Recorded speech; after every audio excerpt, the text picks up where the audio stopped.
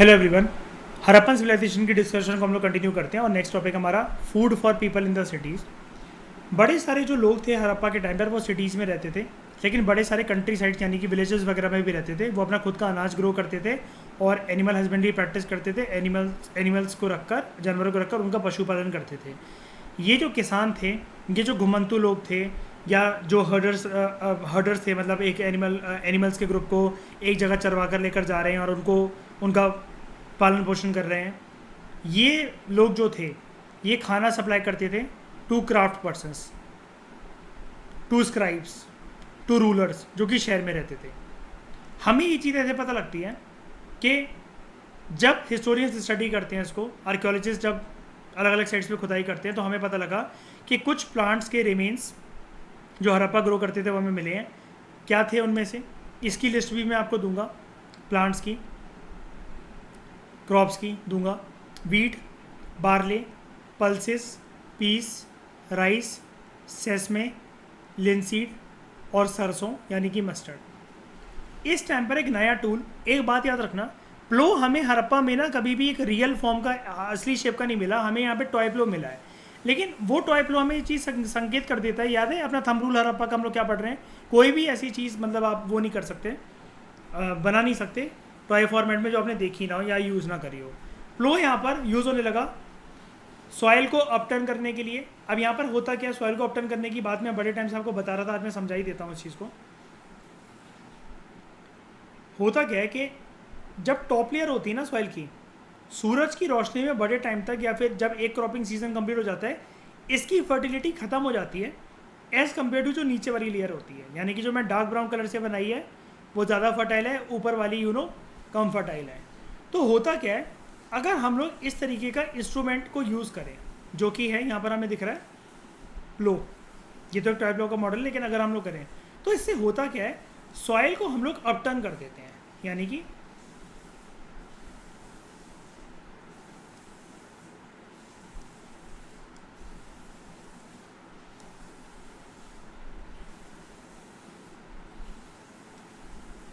हमने प्रॉपर तरीके से इसका क्या करा, यहाँ पर इसकी हमने प्रॉपर तरीके से इस फ्लो के साथ मिक्सिंग कर दी।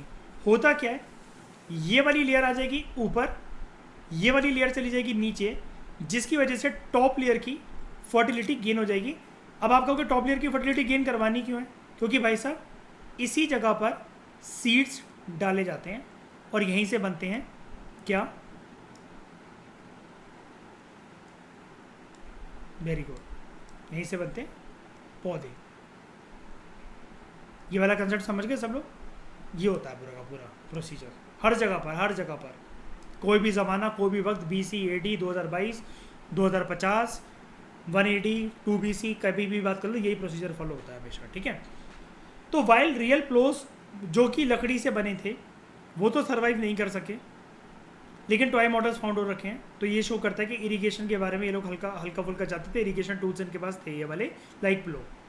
अब ये रीजन क्योंकि रेनफॉल रिसीव नहीं करता था, तो कुछ फॉर्म ऑफ इरिगेशन की रिक्वायरमेंट थी। इसका मतलब पानी चाहिए था अच्छा खासा। इरिगेशन का मतलब सब लोग समझते हो ना, कई लोग इरिगेशन को डिफाइन नहीं कर पाते हैं। क्या होता है इरिगेशन का मतलब, ऐसे तो GS पेपर 3 के अंदर पढ़ाऊंगा, types of irrigation use in India, पूरा टॉपिक है हमारा मेंस के अंदर। 18 पेजेस का कंटेंट पढ़ाऊंगा इसके अंदर मैं इरिगेशन का, एक टॉपिक प्रिपेयर करवाने के। लेकिन फिर भी बता दो इरिगेशन क्या होता है।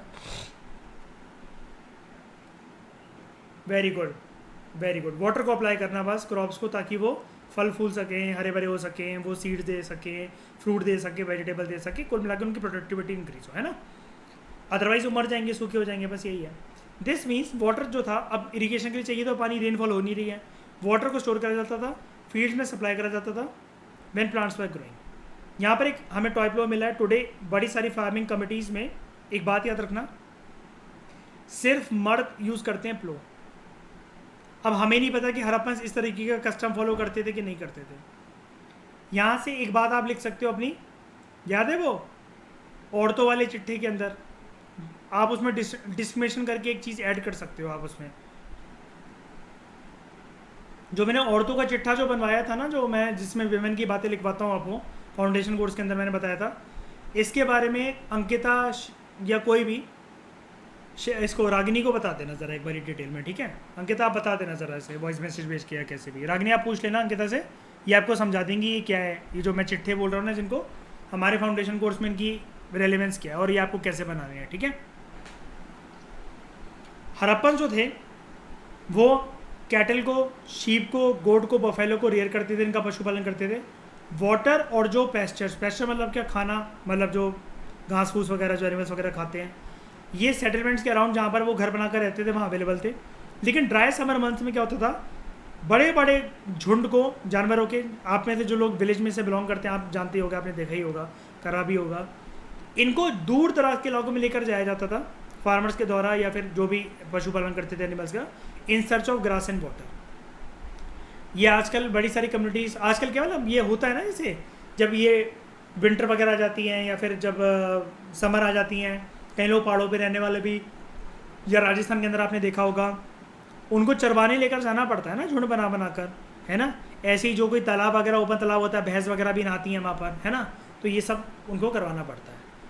They also collected fruits like बेर, बेर खाए होंगे आप में बहुत लोगों ने। मछली को पकड़ते थे, तो प्रिया देखो तुम्हारी मछली वाली बात याद आ गई है ना यहाँ पर इनको। और वाइल्ड एनिमल्स को हंट करते थे लाइक एंटीलोप। एंटीलोप को दिखा दूँ कैसा दिखता है।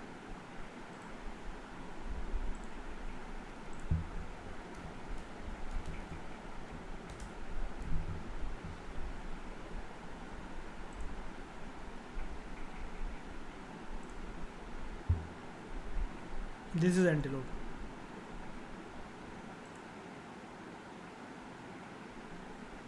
ठीक है,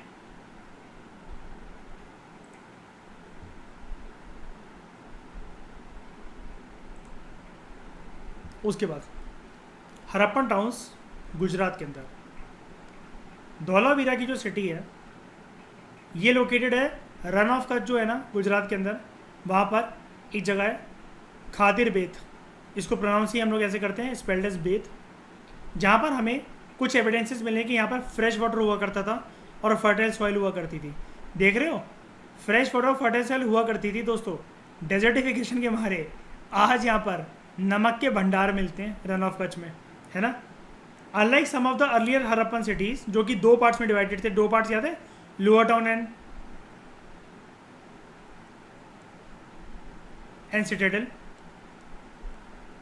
धौलावीरा एक ऐसी सिटी है, याद रखना प्लीज़, इंपॉर्टेंट है, जो कि तीन पार्ट्स में अंदर डिवाइडेड थी, यानी कि इसके अलावा भी पार्ट 1, पार्ट 2, इसके अलावा भी तीसरा पार्ट हुआ करता था। हर एक पार्ट बड़ी बड़ी स्टोन वॉल से सराउंडेड था। यहाँ पर एंट्रेंसेस थी और जिन पे दरवाजे भी शामिल थे। दिखा देता हूँ, इसको आप समझ जाओगे। मैंने इसके ऊपर एक्सटेंसिव स्टडी कर रही हुई है, आज भी रिवाइज कर रहा था मैं इसको जब प्रिपेयर कर रहा था। धौलावीरा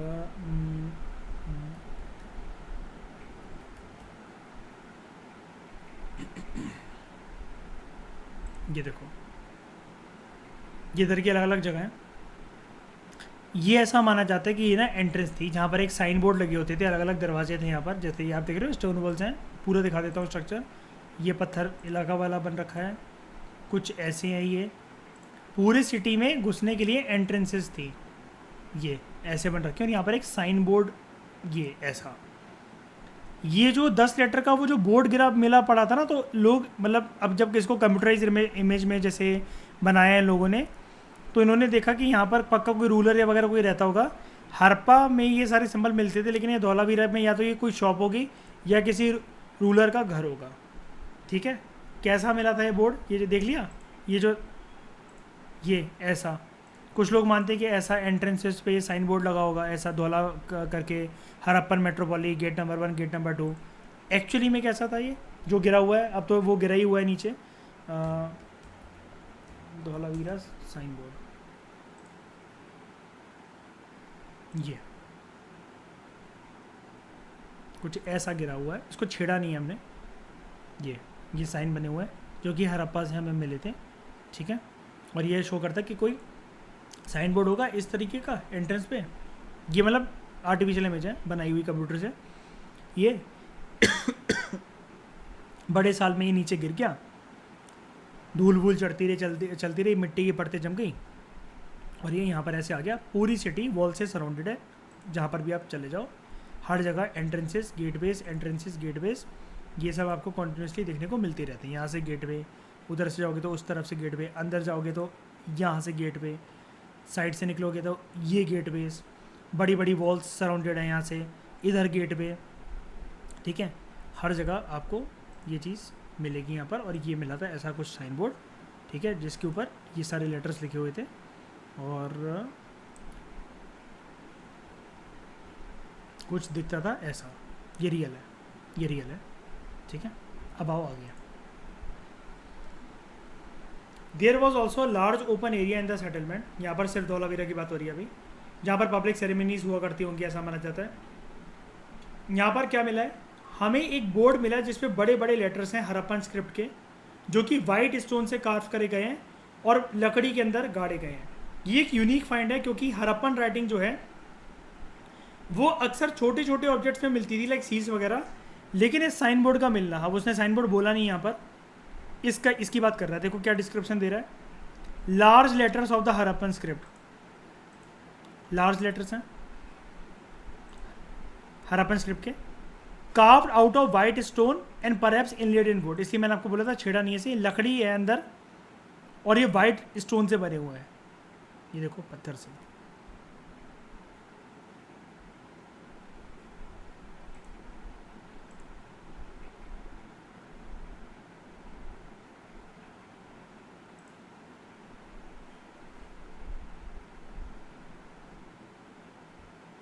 ये चीज़ बात करते हैं लोथल की। लोथल भी गुजरात के अंदर है। लोथल जो था वो गुजरात में साबरमती की जो ट्रिब्यूटरी उस पर सिचुएटेड था। आप मुझे नेक्स्ट क्लास से पहले बताओगे साबरमती की ट्रिब्यूटरी की बात हो रही है, कौन सी ट्रिब्यूटरी थी जहाँ पर लोथल सिचुएटेड है, ठीक है, close to the gulf of Khambhat, या जिसको गल्फ ऑफ कैम्बे भी बोलते थे। It was situated near areas जहाँ पर रॉ मटेरियल जैसे सेमी प्रीशियस स्टोन्स वगैरह ईजिली अवेलेबल थे। ये एक इंपॉर्टेंट सेंटर था ऑब्जेक्ट बनाने के लिए आउट ऑफ स्टोन, शेल और मेटल। यहाँ पर एक स्टोर हाउस भी मिला है, याद है मैंने बताया था बीड मेकिंग फैक्ट्री मिली है। यहाँ पर सील्स और सीलिंग, देखो अभी मैंने बताया ना आपको सीलिंग का कंसेप्ट प्रीवियस लेक्चर के अंदर, सील्स के ऊपर जो इंप्रेशन होता है उसको सीलिंग कहते हैं। ये यहाँ के स्टोर हाउस से मिला है। लोथल एक इंपॉर्टेंट चीज़ है क्योंकि यहाँ पर मेन चीज़ तो यही है, बोर्ड्स के एविडेंसेस मिले हमें।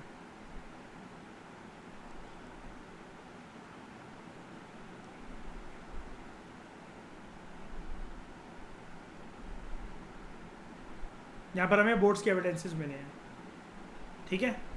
यहाँ पर हमें डॉकयार्ड मिला है पूरा प्रॉपर तरीके से, ह्यूज टैंक है यहाँ पर, ठीक है, क्योंकि डॉकयार्ड होता होगा।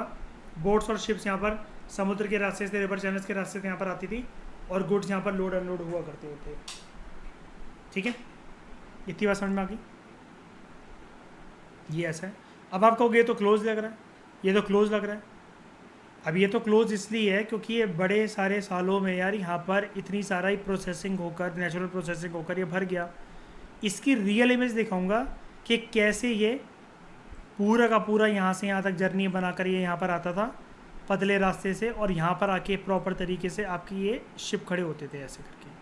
तमिलनाडु की बुक से रियल फोटो दिखाऊंगा। लाने वाले बहुत एक्सपर्ट होते थे, मैं दिखाऊंगा उसके बारे में, बहुत एक जिक्र है, बहुत गंभीर तरीके का बताऊंगा। बहुत अच्छी कहानी है वो, स्टोरी है, मतलब रियल स्टोरी क्या है, मतलब रियल फिनोमेना है मतलब वो, ठीक है।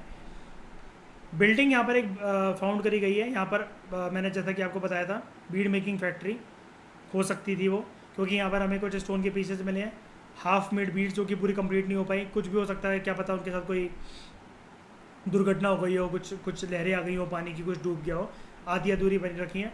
टूल्स मिले जो कि बीड्स वो बनाते थे, और फिनिश बीड्स भी हमें कुछ मिली हैं। सील्स एंड सीलिंग क्या होता है, यही वाली बात जो मैं आपको बता रहा था ना डिटेल में, नॉट बांधने वाली, यही है वो, यही है। सील्स जो थे, कोई इसको इतनी आराम से पढ़ता नहीं है ध्यान से, वैसे 12th में और अच्छे से दे रखा है, लेकिन देख रहे हो 6th क्लास की एनसीईआरटी में इतनी गंभीर बातें दे रखी हैं। जब आप पूरा एडवांस लेवल का पढ़ लेते ना, बस एक टाइम के बाद ऐसा आ जाता है, कोई मिल गया कि ऋतिक रोशन की तरह आपको समझ में आ जाता है, माँ मुझे सब नज़र आ रहा है, फिर आपकी सारी चीज़ें कनेक्टेड हो जाती हैं, आपको पता लग जाता है कहाँ एग्जामिनर ने ट्रैप रखा हुआ है, कहाँ टेस्ट सीरीज विजन और ओनली IAS में यहाँ पर ट्रैप है। आप राइट ऑप्शंस की तरफ आपकी एक्यूरेसी बढ़ती रहती है, बस ऐसे ही करते करते रियल एग्जाम में आपका सिलेक्शन हो जाता है। सील्स जो हैं इनको यूज़ करा जाता था जो बैग होते थे या जो पैकेट होते थे जिसमें सामान होता था उन पे स्टैंप लगाने के लिए, जिनको एक जगह से दूसरी जगह भेजा जाता था। जब बैग को क्लोज कर दिया जाता था, उसको टाई कर दिया जाता था, एक वेट क्ले की लेयर लगा दी जाती थी, उसके ऊपर नॉट के ऊपर अप्लाई कर दी जाती थी और उसके ऊपर सील प्रेस कर दी जाती थी। सील के ऊपर जो भी इंप्रेशन होता था, याद है मैंने तुम्हें बताया था, मैंने ये डी बनाया था, इसको हम लोग कहते थे सीलिंग।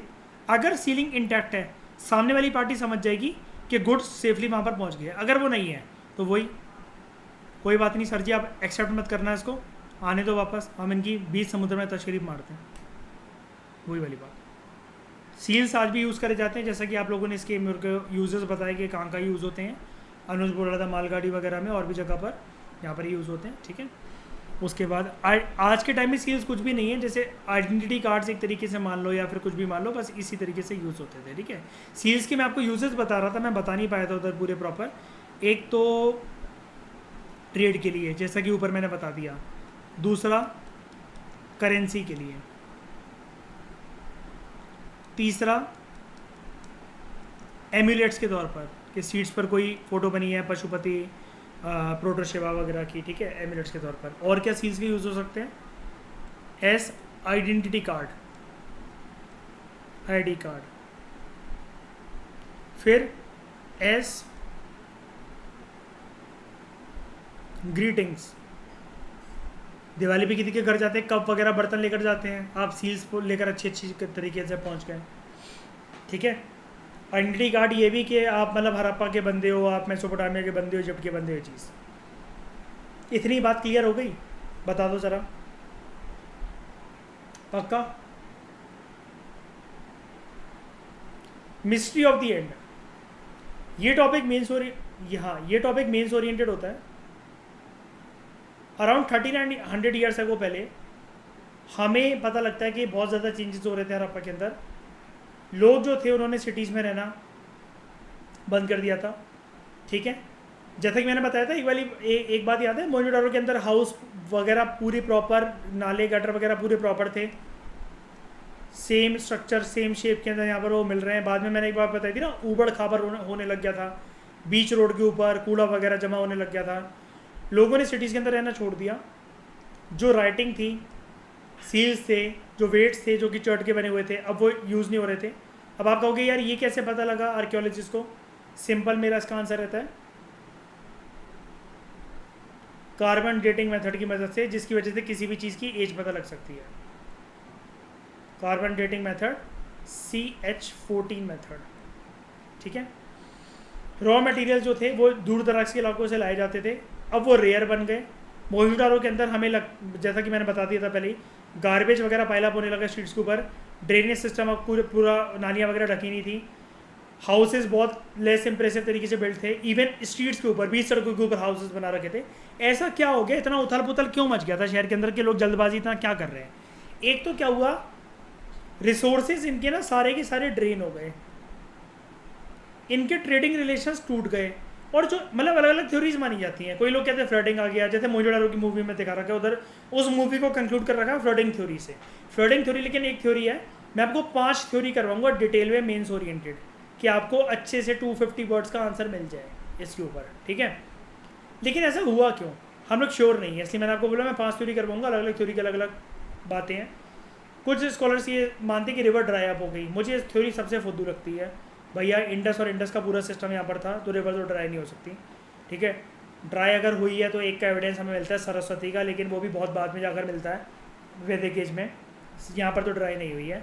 अदर सजेस्ट डेट यहाँ पर रीज़न था डिफॉरेस्टेशन, ठीक है, ये भी कुछ खास नहीं मानता मैं। ये इसलिए हो सकता है क्योंकि किसकी वजह से, हाँ मैं वही मानता हूँ, उसी को मानता हूँ मैं। एक्चुअली मुझे आर्यन थ्योरी पसंद है। मैंने बताया था ना डेड लेन वैली, जहाँ पर कटे हुए बच्चों के सर मिले थे, है ना, और वो पूरा का पूरा वो मिला था, तो ये तो सोसाइटी पीसफुल थी। हड़प्पन्स ने आपस में एक दूसरे को नहीं मार सकते क्योंकि वो पीसफुल सोसाइटी। वहाँ पर याद है शैली मैंने बताया था, वेपन्स वगैरह तलवारें वगैरह नहीं मिली हैं, रथ वगैरह ये सब इतने ज़्यादा कुछ नहीं मिला ऐसा, है ना। तो this could have happened because fuel requirement होती थी ब्रिक्स वगैरह को बेक करने के लिए, कॉपर ओर्स वगैरह को स्मेल्ट करने के लिए। बिसाइड्स एनिमल वगैरह ग्रेज करने जाते थे, शीप गोड वगैरह जो थे उन्होंने ग्रीन कवर डिस्ट्रॉय कर दिया होगा, तो डिफॉरेस्टेशन की थ्योरी मानी जाती है। ठीक है, इन सम एरियाज, अब वो ऊपर कह रहे हैं सूख गया, कुछ कह रहे हैं, कुछ थ्योरीज कहती है फ्लड आ गया, लेकिन इनमें से कोई भी रीजन एक्सप्लेन नहीं कर सकता है सारी की सारी सिटीज़ कैसे खत्म हो गई भैया। 2500 साइट्स खत्म हो गई, 2500 एक दो जगह समझ में आती हैं। फ्लडिंग या फिर जो रिवर का ड्राई अप होना है वो ना इफेक्ट ला सकते हैं कुछ एरियाज में, लेकिन पूरा का पूरा सिविलाइजेशन कैसे खत्म हो गया। तो इसके लिए यहाँ पर देखो आर्यन इन्वेजन थ्योरी नहीं दे रखी है इन्होंने, नहीं ये यहाँ पर आर्यन इन्वेजन थ्योरी नहीं दे रखी इन्होंने, है ना। तो इट अपीयर्स दैट रूलर्स ने अपना कंट्रोल लॉस कर दिया, मतलब वो इतने सक्षम नहीं रहे, और इन एनी केस इफेक्ट जो थे इसके क्लियर थे। साइट जो थी सिंध में और वेस्ट पंजाब में पाकिस्तान के अंदर वो खाली होने लगी, लोग नई नई सेटलमेंट के अंदर चले गए, ईस्ट और साउथ की तरफ मूव कर गए। ईस्ट की तरफ लोग मूव करते हैं जब आयरन मिलता है 6th सेंचुरी BC में। लगभग एक लैग था, एक वैक्यूम था 1400 साल का, 1000 साल मान लिया अगर उसको, वैसे 1000 साल का एक वैक्यूम था पूरा का पूरा। 1000 साल के बाद आयरन जब से मिलता है, अभी वैक्यूम क्यों था, बस आयरन मिलने की देरी थी। 6th सेंचुरी BC से जब से आयरन मिलता है, बस उसके बाद सब कॉन्टिनेंट की दिशा दशा दें। आयरन मिलने की वजह से पूरे के पूरे किंगडम, एम्पायर्स, एग्रीकल्चर लैंड, ये सब कुछ हुआ। और 6th सेंचुरी BC को बहुत एक रिमार्केबल ईयर माना जाता है, क्योंकि इसी टाइम पर वर्ल्ड में Buddhism and Jainism as a religion का जन्म हुआ था। जब इस टाइम पर हड़प्पा में ये सब घटनाएं चल रही थी, यहाँ पर क्या हो रहा था, ठीक है, ये कौन सी जगह है,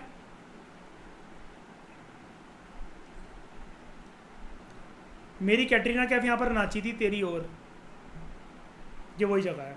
इसके बारे में 9th क्लास में तमिलनाडु में डिटेल में पढ़ाऊंगा, इस जगह को कहते क्या है पूरा पढ़ाऊंगा डिटेल में, इसकी सिग्निफिकेंस क्या है। इस वाले पिरामिड के अंदर कौन से फेरो की मम्मी है, मम्मी मतलब माता श्री की बात नहीं कर रहा हूँ, डेड बॉडीज को उधर मम्मी बोलते हैं, और यहाँ पर कौन सी मम्मीज़ हैं।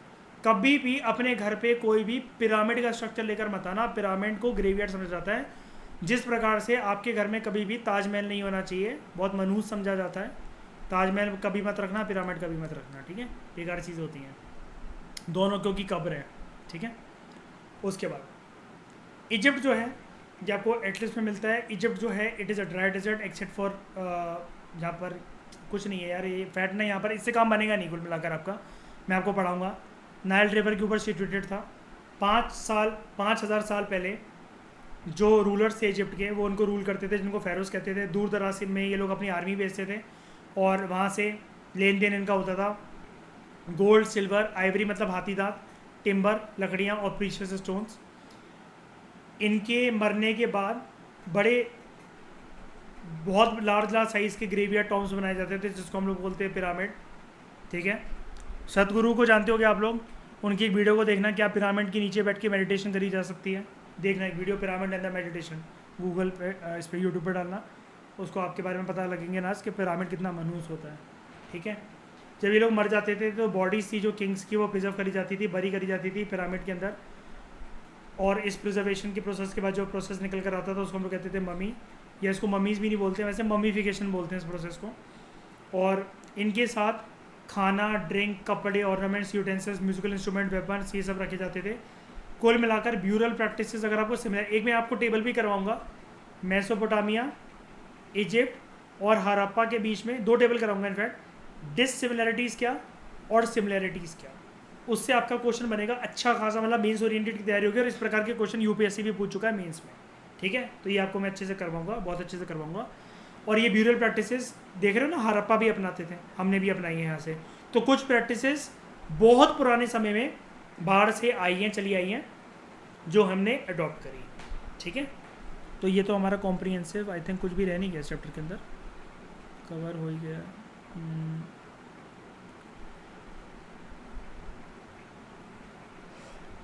Thank you very much for discussion.